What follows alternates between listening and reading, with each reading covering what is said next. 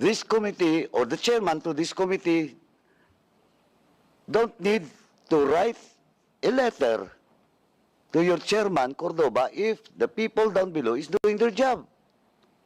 Di ba? Just like what we have done nung nakaraan, kaya nag-fraud audit tayo dahil sa committee hearing natin, then nag-decide yung commission proper na fraud audit should be conducted in blah, blah, blah, etc., etc. Tama?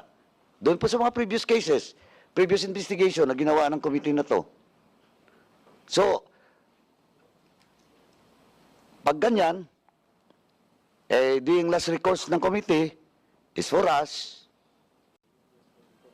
to recommend to Chairman Cordova to conduct a fraud audit. Kasi, attorney, alam mo naman, no, 6 months, almost 6 months na, walang submission ng documents. Tapos, well, in fact, hindi nila alam ng mga tao niya sa baba, hindi alam ni RD, hindi alam ng residence auditor, na may LGSF nung August pa pala. Eh, may problema tayo dyan. Malaking problema. Kaya ako, I suggest to this committee that we will write an official letter addressed to Chairman Cordova to conduct a fraud audit investigation while the regular audit is ongoing. Para yung taga-central, bumaba na po. RD, what's your comment on my manifestation or position with regards to that? Your Honor, as far as the COA BARM is concerned, hindi naman po lalagpas itong LGSF because it is covered under the 2024 audit. So, ibig sabihin, sir, pag nag-submit po kami ng annual audit report by June 30, mahahagip po namin yung audit ng LGSF na narilisan noong August hanggang December po. Sir, but you also agree with me that a regular audit is so different from a fraud audit? Yes, Your Honor. Oh, sino yung mas may ipin? Ang regular audit o ang fraud audit? Pardon, sir? Sino ang mas malakas? Ang fraud audit o regular audit with regards to ensuring accountability and transparency with regards to government funds? Sir, with respect to that, it is the fraud audit, sir, kasi specific po yung audit. Kaya nga eh. Oh. Kaya kinukuha ko yung opinion mo, RD. Kaya lang sagot mo sa akin, hindi, mahagip naman to eh. No. Because a fraud audit is so different with regards to regular audit. Kaya, kung ako, sa committee na to, we will, once again, communicate with Chairman Cordova to conduct a fraud audit in this case while the regular audit is ongoing. Kasi hearing from all your answers, wala eh. Baka mamaya sabitan na kayo ng January, February or sabitan kayo ng August to December, August to September, October. Alam po natin, napaka-sensitive na budget na to. Di ba? This is 6.4 billion. Mr. Chair. And mag-election. I think my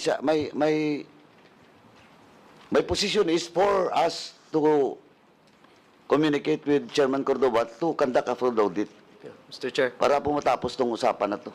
Mr. Please Chair. proceed. Yeah, just a brief comment on that, Mr. Chair. I tend to agree with the assessment and observation of the chairman because even in their internal auditing policy of the COA, 50 below, pwedeng i-audit ng RD. 50 above, 50 million. 50 million below, that can be audited by the regional level. But 50 million and above, central office na po yan. That's in your auditing, internal auditing rules and policies. So even without saying, requiring the central government, central COA to get into the picture that is already been applied, can already be applied just by using your own internal auditing procedure and policies. That 50 million and above, COA National Central Office will come into the picture. And we're talking of 6.4 billion pesos. It's more than the So, Mr. Chair, I tend to agree with the observation and the recommendation of the chair. Maybe it's time that we attract and invite the attention of the COA Central to conduct the necessary auditing procedures that we would tend to do to assess, monitor the utilization of the 6.4 billion local government support funds in the ARM, Mr. Chair. If it requires for this committee to write to Chairman Cordova to conduct a fraud audit, I would certainly sign this recommendation, Mr. Chair. Yes. Pwedeng may tanong lang ako kay Mayor Raida. Please proceed. Mayor, may nabanggit ho kayo, may 4 na barangay na tumanggap ng LGSF? Yes po, Your Honor. Magkano ho ang tinanggap nila? Iba-iba po. Yung iba, isang barangay, the barangay Dagwan, is 2 million. Yung isang barangay, 1.2. Yung dalawang barangay, tag 600,000 po. Yung sa 2 million, Mayor, halimbawa, anong project daw yun? Ano yung request nila? Nag-request ba sila ng LGSF for a specific project? Ako, sabi ko nga po, hindi po coordinated sa munisipyo, kaya bigla na lang pong sinabi sa akin na mayroong pondo dumating na galing sa LGSF. Hindi, pero ang tanong ko, yung barangay captain nakausap niyo? Opo, nakausap ko po, pero sabi niya, ne-request nila, pero hindi nila alam kung saan ilalagay ang particular na project. Nangangapa nga sila kung anong project ang gusto nilang gawin doon sa pera na yun. Hindi. So, ibig sabihin, Mayor, wala silang request or project proposal for that project kung hindi nila alam kung anong gawin? Kasi, ang sinasabi nga ho doon, sinasabi kanina, based sa document na binasa ng resident COA, merong guidelines, actually. In fact, dito rin sa akin may guidelines kung ano yung mga pwedeng project na pagpopondohan ng LGSF. So, ang tanong ko doon, kung natanong mo ba ang barangay, kung ano yung klaseng project ang ni-request nila sa BARM government? Ang sabi lang kasi sa akin ng barangay chairman, pwede daw na solar light. They can also buy... Ibig sabihin, wala silang walang request na specific. Wala po. Kung Wala pong saan. ganun. Wala. Basta sinabi lang daw na maggawa kayo ng request, this amount, tapos kayo nang bahala mag-program kung ano yung gagawin nyo sa level nyo. Very specific ang provision ng Bangsamoro Organic Law na dapat sundin nila kung ano ang national guidelines. Hindi sila pwede gumawa ng sarili nilang guidelines. Kaya nga, even during negotiation, kahit hiningi ng Bangsamoro, ng MILF na dapat magkaroon sila ng sariling COA, hindi pumayag, dapat si COA isa pa rin ang COA. So therefore, kung ano yung guidelines nyo, yun din ang dapat ang guidelines. So hindi na pwedeng gamitin, ito yung usapan. Ang dapat gagamitin na dyan, ito yung constitution nyo, yung Bangsamoro Organic Law. Dapat doon na lang, yun ang parameters. Hindi ka pwedeng lumabas doon sa parameters na yun. Yun parang input lang. Kaya tinatanong ko, for purposes ng transparency, check and balance, ito parang smuggled eh. Isipin nyo, hindi alam basta pumasok lang, merong 1 billion, merong, isipin nyo, sa kasaysayan ko sa Congress, 2 balik na ako ng termino rito, hindi ako nakakita na barangay tumanggap ng 30 million ng LGSF. In fact, even LGU or municipality, mahirapan tumanggap ng LGSF sa national government ng ganong kalaki. So, kumbaga, kung ako yung audit, to ensure na magamit ng tama yung pondo ng bayan, no? Kahit sabihin naman, hindi naman pwedeng sabihin ng Bangsamoro government, black run kami discretion namin. Pero, even discretion nyo, merong guidelines. Kumbaga, merong batas na dapat sinusunod at hindi isinuko ng Commission on Audit yung kapangyarihan niya sa Bangsamoro government. Hindi niya yon sinuko. So, dapat si COA manindigan doon sa prinsipyo na yon na hindi ho sinuko yung kapangyarihan na yan. I hope, mga ganitong bagay, parang ako lang, siyempre bilang isang Muslim, ayoko balang araw yung sasabihin na ganyan talaga sila. Of which yung ganitong aspect ng discrimination, mula noon dapat tayo ang magpapatunay na to na mawawala sa panahon natin. Lalo't lalo na ang karamihan sa commission ng COA dyan ay mga kapatid natin na ring Muslim. So dapat patunayan natin yon na hindi tayo nakikipagsabwatan, ay hindi naman talaga kayong nakipagsabwatan o hindi tayo nag-tolerate.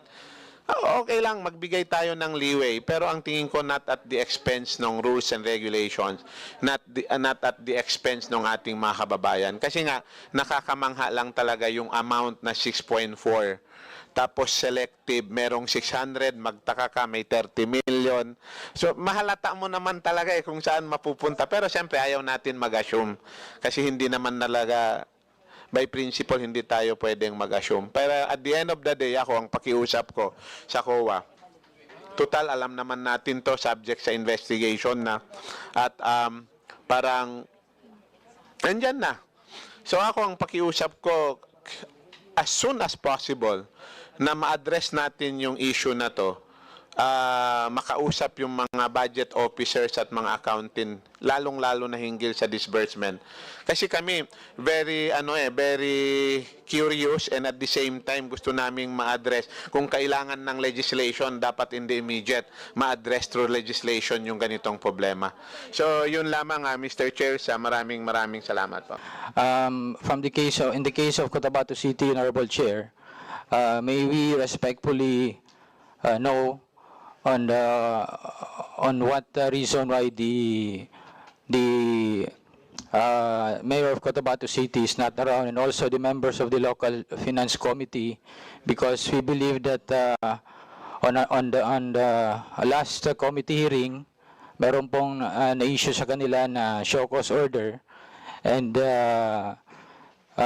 it is very disappointing, Honorable Chair, because pareho din po kami na nag-practice ng fasting, and pareho din po kami ng pinanggalingan. And just for the information of this committee, that the other members of the local finance committee, with due respect po, but they are non-Muslim, so they are not practicing the Ramadan.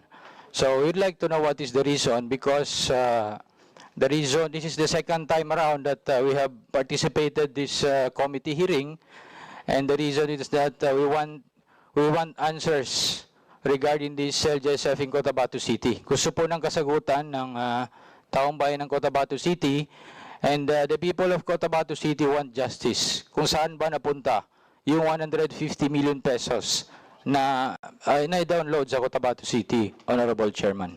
Thank you, Vice, now for reminding us. I'm just checking for the excuse letter sent to us by the Mayor of Cotabato City. Now, with regards to the... Honorable Chair? Yes. Thank you, Mr. Chair, but just for the information of this committee, because the reason why, bakit ko po nasabi yan, dahil we have been experiencing this in Cotabato City, actually. Since last year, we are officially inviting them. The Sangguniang Palunsod ay official na inibitahan yung local finance committee, but they have been refusing to attend the invitation, Honorable Chair. So the reason why talagang umattend kami dito, dahil in-expect po namin, o gusto po sana namin, na baka sa ganitong paraan ay masagot yung mga katanungan ng taong bayan ng Cotabato City, because there are so many questions that they need to answer, Honorable Chair.